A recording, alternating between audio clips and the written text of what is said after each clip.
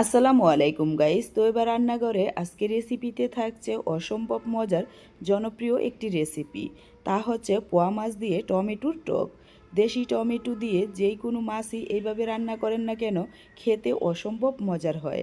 আর এই মজার রান্নাটা করার জন্য আমি নিয়েছি পোয়া মাছ। পোয়া মাছগুলো ভালোভাবে ধুয়ে পরিষ্কার করে এখন আমি দিয়ে দিচ্ছি লবণ, হলুদ আর একটু মরিচের গুঁড়া। হাত দিয়ে ভালোভাবে মেখে নিচ্ছি। তো মাখা হয়ে গেলে ওইদিকে একটা কড়াইতে আগে থেকে তেল গরম বসিয়ে দিয়েছি। তেলটা ভালোভাবে গরম হয়ে গেলে একে একে মাছগুলো দিয়ে দিচ্ছি। মাছগুলো এক পাশ ভালোভাবে হয়ে আসলে এখন আমি উল্টিয়ে দিব। পোয়া মাছ কিন্তু এমনিতেই অনেকটাই নরম থাকে। এক পাশ একদম লাল লাল হয়ে আসার পর উল্টে দিতে হবে, তা না হয় কিন্তু মাছ ভেঙে যাবে।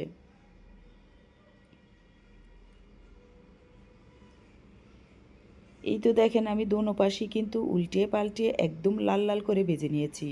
এখন আমি কড়াই থেকে নামিয়ে নিচ্ছি। মাছ ভাজার একই তেলে দিয়ে দিচ্ছি পেঁয়াজ কুচি। এখন আমি পেঁয়াজটা তেলের সাথে একটু ভেজে নিব। যখন হালকা গোল্ডেন কালার হয়ে আসবে পেঁয়াজটা, তখনই দিয়ে দিচ্ছি টমেটো, সাথে দিয়ে দিচ্ছি কাঁচামরিচ ফালি। এখন তেলের ভিতরে টমেটোটাকে একটু নেড়ে নিচ্ছি।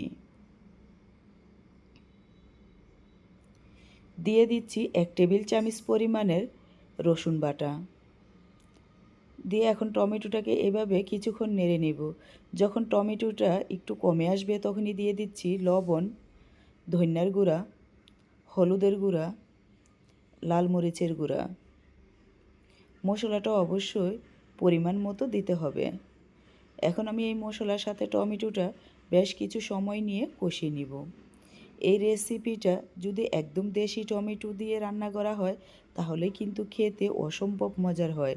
আপনারাও চেষ্টা করবেন একদম দেশি টক টমেটোটা দিয়ে রান্না করার জন্য।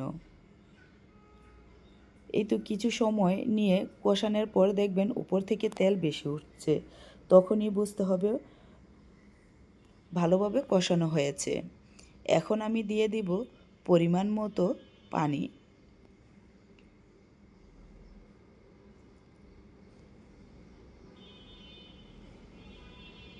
পানিটা দিয়ে এখন নিচ থেকে আমি একটু নেড়ে দিচ্ছি। ততক্ষণই রান্না করব তখন টকবগে বলক আসে। তো দেখেন টকবগে বলক চলে আসছে। এখন আমি একে একে মাছগুলো দিয়ে দিচ্ছি। মাছগুলো দিয়েও আমি আরও 4-5 মিনিটের মতো এভাবে রান্না করে নিব। তো 5 মিনিট পর ফিরে আসলাম। দেখেন রান্নাটা কিন্তু শেষ পর্যায়ে। এখন আমি রান্নাটা শেষ করে নিচ্ছি 1 মুঠো ধনিয়া পাতা দিয়ে। এই ধনিয়া পাতাটা দেওয়াতে এই রেসিপির স্বাদ ও ঘ্রাণ যেমন একদম ভরপুর হয়ে যায়। অবশ্যই চেষ্টা করবেন ধনিয়া পাতাটা দেওয়ার জন্য। আমি এরকমই ঝোল রাখবো। আপনারা আপনাদের পছন্দ মতো ঝোল রেখে নেবেন। তো দেখেন আমি চুলা বন্ধ করে পরিবেশনও করে নিয়েছি।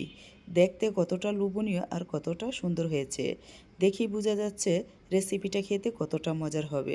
যদি আজকের রেসিপিটা ভালো লেগে থাকে তাহলে প্লিজ একটা সাবস্ক্রাইব করে পাশে থাকবেন।